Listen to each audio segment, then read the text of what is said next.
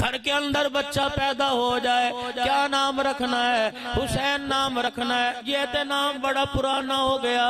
بیٹی پیدا ہو جائے کیا نام رکھنا ہے؟ فاطمہ نام رکھنا ہے۔ رب ذوالجلال کی قسم کہتے ہو بیٹی کا نام کوئی اور بتلاؤ، یہ تو بڑا نام پرانا ہو گیا۔ اور جسے حسین کی اماں کے نام سے پیار نہیں، 10 محرم الحرام کو باداموں والا شربت حسین کے نام پر اسے بانٹنے کی کوئی ضرورت نہیں ہے۔ کربلا کا میدان تھا، حسین نے امت بھی بچائی، نانے کا دین بھی بچایا، اللہ کے قرآن کی عظمت بچائی، دین اسلام میں کوئی ترمیم نہ ہونے دی، کوئی کمی پیشی نہ ہونے دی۔ اللہ اکبر، وہ بے بس ہو کے امت بچا گیا۔ تمہارے پاس سارے اختیار ہیں، تم نے اختیارات کے باوجود بھی نبی کی امت کا سودا کر دیا ہے۔ اندازہ لگا امام الانبیاء محبوب کبریا مدنی کریم صلی اللہ تعالی علیہ وسلم اور آپ کے گھرانے کو اس امت سے کتنا پیار تھا۔ جب حضرت علی رضی اللہ تعالی عنہ رشتہ لے کے امام الانبیاء صلی اللہ تعالی علیہ وسلم کے دروازے پر آئے، آقا اپنی بیٹی کا ہاتھ میرے ہاتھ میں دے دیجئے۔ مدنی کریم صلی اللہ تعالی علیہ وسلم نے کہا علی مجھے سوچنے کا موقع دیجئے۔ شانوں والے ابو بکر کو پتہ لگا علی کا فاطمہ کے لیے رشتہ آ گیا۔ سیدنا صدیق اکبر دوڑے دوڑے آئے، پتہ تھا کہ ہر جگہ مال میں پہلے پہل ابو بکر کرتا ہے۔ کملی والے مجھے پتہ لگا تیری بیٹی کا نکاح ہو رہا ہے، شادی کی تیاری ہو رہی ہے، مجھے بتاؤ مال کتنا چاہیے، مجھے بتاؤ جہیز کتنا چاہیے، کپڑے کتنے چاہیے، بستر کتنے چاہیے، برتن بھانڈے کتنے چاہیے۔ رحمت دو عالم صلی اللہ تعالی علیہ وسلم نے جب یہ سنا آنکھوں میں آنسو آ گئے، فرمایا ابو بکر اگر میں نے جہیز دینا شروع کر دیا تو امت کے غریبوں کی بچیاں کون بیائے گا؟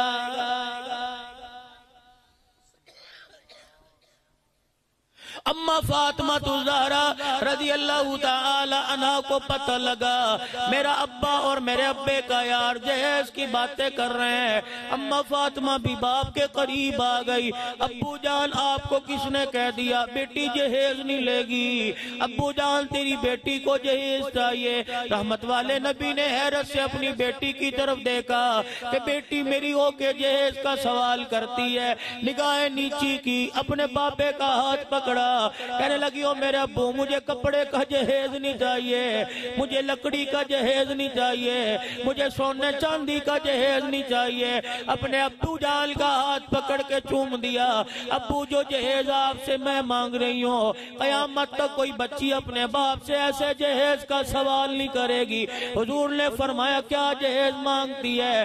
ابا جان آپ نے بار بار بتلایا قیامت کے دن رحمت کی چادر خدا کے دربار میں پھیلاؤں گا، اپنی امت کے بارے میں سوال کروں گا، اللہ کریم میرے سوال پہ میری امت کی بخشش کا معاملہ فرمائے گا۔ ابو جان اللہ سے تھوڑا سا اختیار مجھے لے دے۔ بیٹی کیا اختیار لے دوں؟ ابو جان کھڑے ہو کے آپ سفارش کرو گے مجھے بھی اپنے پاس کھڑے کر لینا، آنسو آپ نکالتے جانا، چادر سے تیرے آنسو میں صاف کرتی جاؤں گی۔ امت کا نام لے لے کے سفارش آپ کرتے جانا، آمین کہہ کہہ کے دعائیں میں کرتی جاؤں گی۔ امام الانبیاء صلی اللہ تعالی علیہ وسلم نے بیٹی کی سوچ دیکھی، اس پاس کھڑے ہو کر اپنی بچی کو سینے سے لگا کے رونا شروع کر دیا۔ جبرائیل علیہ السلام آئے، باپ بیٹی سے کہا اپنا رونا بند کر دو۔ اللہ جل شانہ نے فاطمہ کی التجا کو عرش عظیم پہ قبول فرما لیا۔ مالک کائنات کہتا ہے اے محبوب کائنات قیامت کے دن اپنی بیٹی کو اپنے پیچھے کھڑا کر لینا، امت کے گناہگاروں کا نام تو لیتے جانا، تیری بیٹی آمین کہتی جائے گی، میں اللہ جنت کے دروازوں کو کھولتا جاؤں گا۔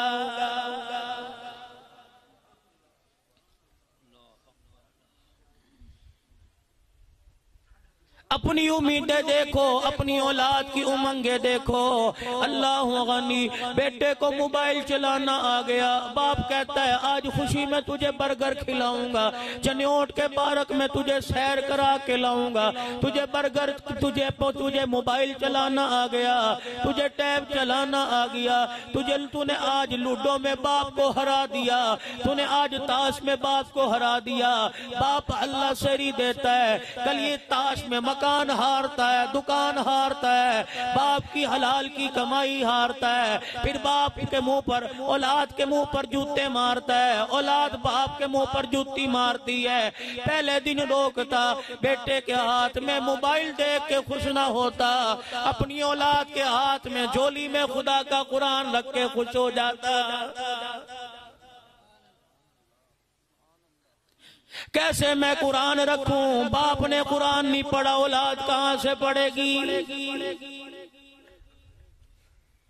ماں نے قرآن نہیں پڑھا، بیٹی کہاں سے قرآن پڑھے گی؟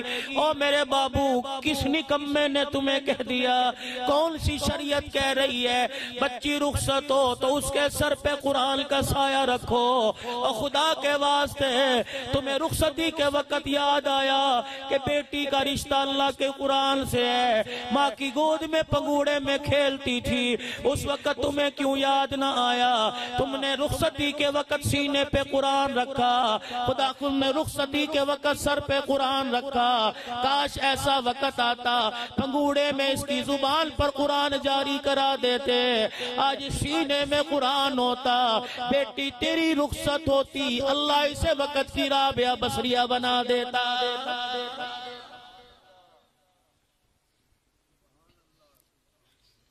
صبح سے لے کر شام تک بچہ پڑھتا ہے، ٹیوشن نہ جائے باپ کی ڈانٹ ہے، اسکول نہ جائے باپ کی ڈانٹ ہے۔ مجھے ایمانداری سے بتلاؤ، آدھا گھنٹہ مدرسے میں بچہ چلا جائے، 5 منٹ زیادہ لگائے، امی دروازے پر آ کے کہتی ہے مولوی صاحب بچے کو جلدی چھٹی دیا کرو، ہمارے پاس وقت کوئی نہیں۔ وہ لوگ کہتے ہیں قیامت کب آئے گی؟ وہ لوگوں، قرآن کی محبت دل سے نکل گئی، اب بھی پوچھتے ہو قیامت کب آئے گی؟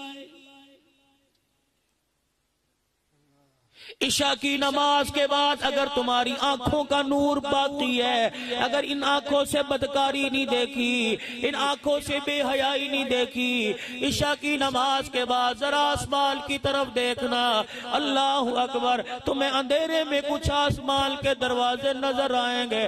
مجھے بھی نظر آیا، میں نے کہا یہ دروازے کیسے؟ آواز آئی 1400 سال پہلے، رات کے وقت آسمان کے دروازے کھل جایا کرتے تھے۔ الہ العالمین کیا ہوئے کرتا تھا؟ فرمایا میرے مقرب فرشتے زمین پر آیا کرتے تھے۔ پروردگار عالم کیا ہوا کرتا تھا؟ فرمایا چنوٹ کی گلیوں میں کچھ میرے چاہنے والے رو رو کے میرے قرآن کی تلاوت کیا کرتے تھے۔ اللہ کریم، ان کی تلاوت سے آسمان کے دروازوں کا کیا تعلق ہے؟ کہ جب وہ قرآن کریم بیٹھ کے پڑھا کرتے تھے، انہی دروازوں سے نیچے اتر کر فرشتے ان کے ہونٹوں کا بوسہ لے کے جایا کرتے تھے۔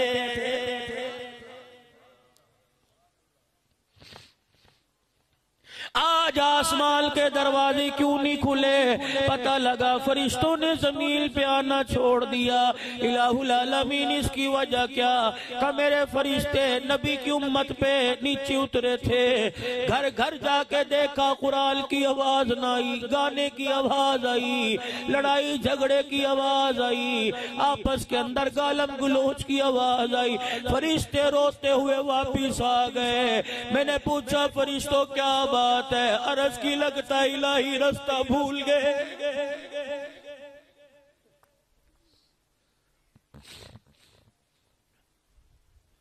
زمین نہ بدلی، آسمان نہ بدلا، فضا نہ بدلی، ماحول نہ بدلا، موسم نہ بدلا، امت